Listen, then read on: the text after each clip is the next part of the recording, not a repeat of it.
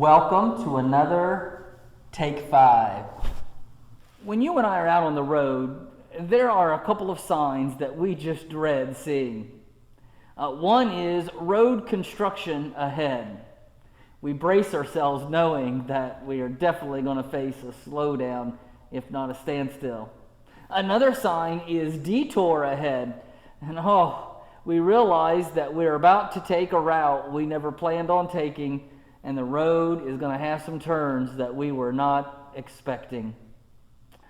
And isn't life the same way sometimes? We are on our life road and we think we understand exactly where it's headed and exactly where it's going. And there's that sign, road construction ahead. Something happens in our life and it changes us. Sometimes it improves us. But other times it's that detour ahead where life takes us in unexpected directions, where there are turns in the road that we were not planning on, and we can easily find ourselves somewhere that we were not expecting to be.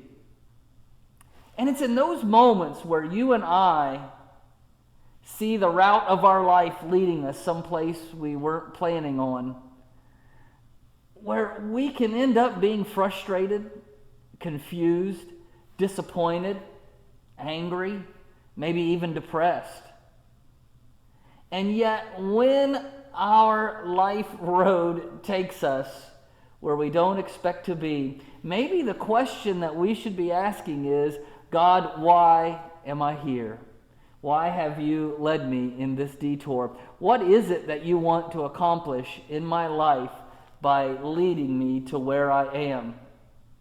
Because you see, when we find ourselves someplace that we didn't plan on or didn't want to be, perhaps that's the very place that God wants us to be for His purpose and His glory.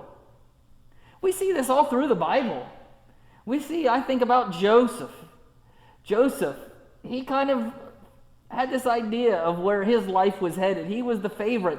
And before he knew it, he was sold into slavery and shipped off to Egypt.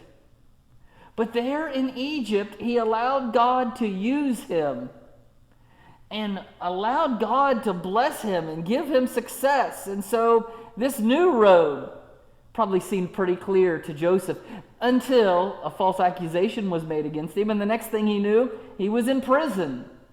But there, even in prison, another life-changing turn and detour, he thrived. He allowed God to bless him and use him. And after years in prison, God gave him another turn and led him exactly where he wanted him to be. In the New Testament, I think about Saul. Saul, knowing his road, being zealous for God, persecuting Christians, and then it was on that road to Damascus that he was about to experience a great detour of life. And all of a sudden, he's no longer Saul, but now he's Paul. Now he's not a persecutor, but an apostle. And now it's not about him, but all about Jesus. God had led him someplace he was probably not expecting to be, but oh, how it was used for His glory.